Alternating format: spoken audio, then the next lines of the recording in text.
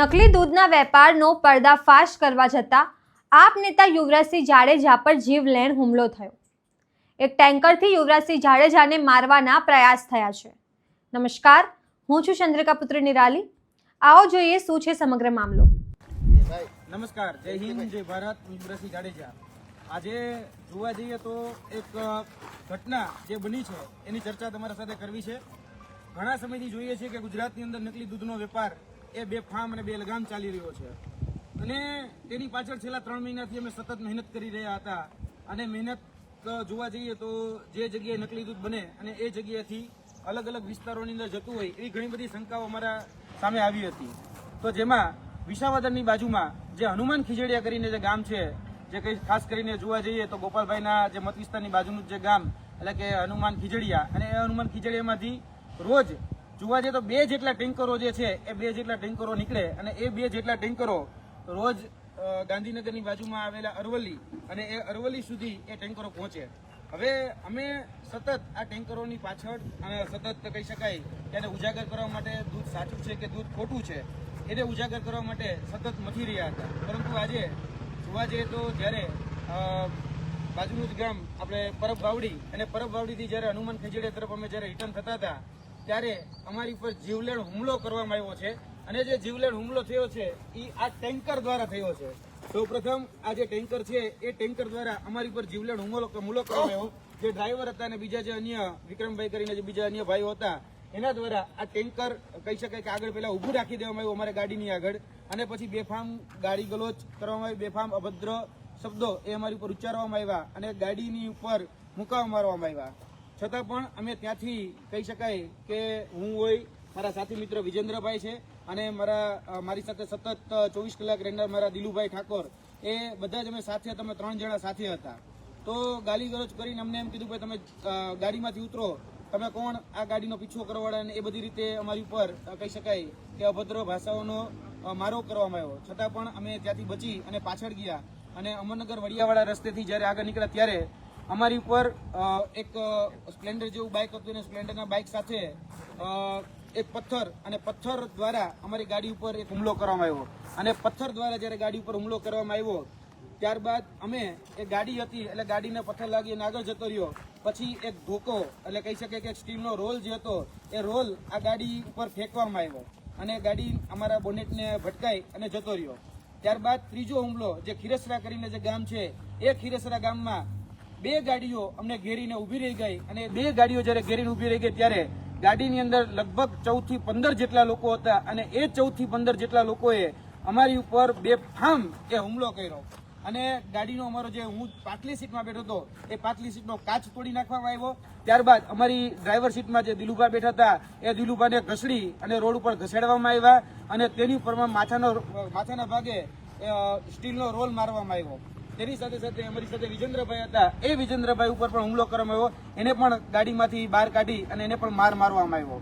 જ્યારે કહી શકાય કે અભદ્ર ભાષા અને સતત એ પ્રકારના એના ઉવાચો કે ભાઈ તમે કઈ રીતે અમારી પર પીછો કરી શકો, તમે અમને જાણતા નથી, અમે તમારી જિંદગી પૂરી કરી નાખશું, તમને મારી નાખશું, આ પ્રકારના શબ્દોનું ઉચ્ચારણ એ સતત કરવામાં આવતું હતું।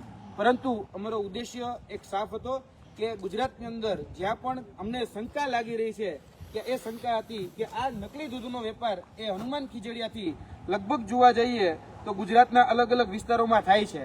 ખાસ કરીને અહીંયા આવીને આ ટેન્કર નંબર હું તમને બતાવવા માંગુ છું કે ખાસ ટેન્કર નંબર જોવામાં આવે GJ 33-6001 આ ટેન્કર નંબર છે। એ હું જે તમને લોકેશન આપું એ તમામ લોકેશનો ચેક કરવાની છું, તમામ લોકેશનના CCTV ચેક કરવાની છું। છેલ્લા 3 કે 4 મહિનાથી તમે આ ટેન્કરની પાછળ છીએ અને આ જે ટેન્કર છે એ ટેન્કર અરવલ્લીના જે વિસ્તારો છે એ અરવલ્લીના જે વિસ્તારો છે એમાં ખાલી થાય છે। જે સહકારી ડેરી છે જેમાં માધવ શીત કેન્દ્ર છે એ માધવ શીત કેન્દ્રની અંદર એ પછી 500 લીટર હોય, 1000 લીટર હોય કે 1500 લીટર એ દૂધ ત્યાં ખાલી કરવામાં આવતું હતું।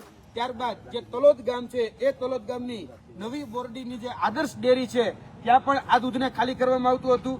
ત્યારબાદ અમોદરા ભાથીજી દૂધ મંડળી છે ત્યાં પણ અહીંયાથી દૂધ લઈ અને ત્યાં ખાલી કરવામાં આવતું હતું। તો આ સહકારી ડેરીમાં જો કોઈ જગ્યાનું બહારનું દૂધ લેવાની મનાઈ હોય તો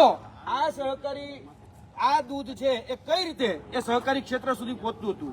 કારણ કે સૌથી મોટો સવાલ છે. કારણ કે સહકારી ડેરીનો એવો નિયમ છે કે પોતાના વિસ્તારમાં પોતાનો જેટલી નક્કી કરેલી જો વિસ્તાર હોય એની અંદરથી જ દૂધ લઈ શકે, જે દૂધ મંડળીનો વિસ્તાર હોય. આ સહકારી ડેરી છે એ સહકારી ડેરી આ બહારથી આવેલું દૂધ એ શા માટે ત્યાં લઈ જાય અને કોને નામે ઉધારવામાં આવતું હતું એ મારો પ્રશ્ન હતો.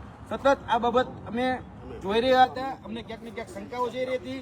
એટલે એમ કેમ પ્રકારે આ જે દૂધ હોય એ દૂધના અલગ અલગ સેમ્પલો પણ અમે લેવાના પ્રયત્ન કર્યા હતા અને જે પ્રાઇવેટ જે લેબોરેટરી છે અથવા તો જે ઘરગથ્થુ રીતે આની રીતે તપાસવાના જે માપદંડો છે એ તપાસવાના માપદંડો ઉપર અમે જ્યારે આ તપાસ કરી ત્યારે અમને એ મળ્યું કે આ જે દૂધ હોય છે એ દૂધની અંદર યુરિયા, આ દૂધની અંદર પામ તેલ, આ દૂધની અંદર જે આપણે કહી શકાય શેમ્પુ આપણે જે માથામાં નાખીએ છીએ શેમ્પુનો ભાગ ઉમેરી અને આ દૂધ જે છે એના ફેટ વધારી અને ઘટ કરી અને અલગ અલગ ડેરીઓમાં વેચવામાં આવતું હોય છે. આપણે ઘણી વખત જોયું છે કે દૂધની ડેરીઓની અંદર એ કહી શકાય કે ભ્રષ્ટાચારના માધ્યમથી કે કોઈ ગેરરીતિના માધ્યમથી એ નકલી દૂધ બનતું હોય છે. પરંતુ આ નકલી દૂધનો જે વેપલો છે એ ક્યાંક ને ક્યાંક અમારી સામે આવ્યો, અમને શંકા હતી એટલે અમે સતત આનો પીછો કરી રહ્યા હતા અને અમે આ ઉજાગર કરવા જતા હતા ત્યારે આજે અમારી પર હુમલો કરવામાં આવ્યો છે. અમે આ ઘટનાને વખોડીએ છીએ. અમે એટલું જ કહીએ છીએ અમારા સમાજ સાથે કોઈ વ્યક્તિ સાથે કોઈ પ્રકારનો રાગ દ્વેષ કે પૂર્વાગ્રહ છે જ નહીં. અમારો એકમાત્ર હેતુ છે કે ગુજરાતની જનતાને એ સાચું અને સારું દૂધ મળે. એના ભાગરૂપે અત્યારે અમે કહી શકાય કે આ જે વડિયા ગામ છે અમરનગર વડિયા એ વડિયા ગામે આવેલા છીએ જ્યાંથી અમે 112 એટલે કે આપણા જે કહી શકાય જનરક્ષકની જે ટીમ છે એમને અમે કોલ કરેલો છે. જનરક્ષકની ટીમ આઈ થિંક કદાચ આવા ઉપર જ છે અને જનરક્ષકની ટીમને અમે એ વિનંતી કરવા માંગીએ છીએ કે આ જે ટેન્કર છે એને સીલ કરવામાં આવે. અને શા માટે અહીંયાથી દૂધ એ સહકારી ડેરીઓની અંદર ખાલી કરવામાં આવતું હતું? કારણ કે એના જો પણ વિડીયોગ્રાફી ફૂટેજ જોતા હોય એના પણ જીપીએસસી રેકોર્ડિંગ અમારી પાસે ઉપલબ્ધ છે. જે જગ્યાએ દૂધ ખાલી કરવામાં આવતા હતા તેના જીપીએસ મેપ દ્વારા અમે ટ્રેકિંગ કરી એના રેકોર્ડેડ પુરાવા અમારી પાસે ઉપલબ્ધ છે. આ જે જગ્યાએ આ ટેન્કર જતું હતું એ તમામ વિસ્તારો વિધાઉટ સીસીટીવી અને વિધાઉટ કહી શકાય કે આપણા ટોલ ટેક્સ એક પણ નહોતો લેતા. તમે વિચારો હવે જે દૂધ વિસાવદરથી નીકળે અને છેક અરવલ્લી સુધી જાય અને એક પણ ટોલ ટેક્સ ન લે એ આ ટેન્કર છે. આ 6001 નંબરનું ટેન્કર છેલ્લા 3 મહિનાના એના રેકોર્ડ જોઈ લેવાની છૂટ કે આ ટેન્કર જે છે એ ટેન્કરની અંદર આ દૂધ અહીંથી લઈ અને સહકારી ડેરીની અંદર ખાલી કરવામાં આવતું હતું. એટલે અમને આ દૂધની અંદર શંકા છે. અમે એ વિનંતી કરીએ છીએ કે અમારી ઉપર હુમલો થયો એ અમને વાતને ચોક્કસપણે વખોડીએ છીએ. આગળ એની જે પણ કાયદાકીય પગલાં લેવાના હશે એ જે વ્યક્તિઓ લેવાના હશે લેશે. પરંતુ અમારી વિનંતી છે અહીંયા જે પીસીઆર વાન આવેલી છે પીસીઆર વાનના અધિકારીઓને પણ વિનંતી કરીએ છીએ કે તાત્કાલિક ધોરણે આ ટેન્કરને સીલ કરવામાં આવે અને આ જે ટેન્કર છે એના માલિક કોણ છે, આ ટેન્કર નું દૂધ શા માટે સહકારી ડેરીની અંદર ખાલી કરવામાં આવતું હતું અને અહીંયા કહી શકાય કે એક બકરીનું દૂધ ઉપલબ્ધ નથી. અહીંયા 10,000 લીટરના 2 ટેન્કર એ સતત અહીંથી ભરી અને અરવલ્લી બાયડ જેવા વિસ્તારોમાં ખાલી કરવામાં આવતા હોય છે. તો એ કઈ રીતે પોસિબલ છે? જ્યાં એક ગામની અંદર એક બકરીનું દૂધ અવેલેબલ નથી ત્યાં 10,000 લીટરના ટાંકાના દૂધ એ અહીંયાથી લઈ ટ્રાવેલિંગ કરી અને કહી શકાય કે અરવલ્લી બાયડ જેવા વિસ્તારોમાં મોકલવામાં આવે છે. કોની રહેમરા નીચે આ બધા ટેન્કરો જે છે મોકલવામાં આવે છે? તો જેમ તમે આખી ઘટના જોઈ, તમે આ વિશે શું વિચારો છો કમેન્ટ કરીને જણાવો. અત્યાર માટે બસ આટલું જ. સમાચારને લગતી વધુ અપડેટ્સ માટે અમારી વેબસાઇટ www.gujaratplus.in પર પણ માહિતી મેળવી શકો છો. ધન્યવાદ.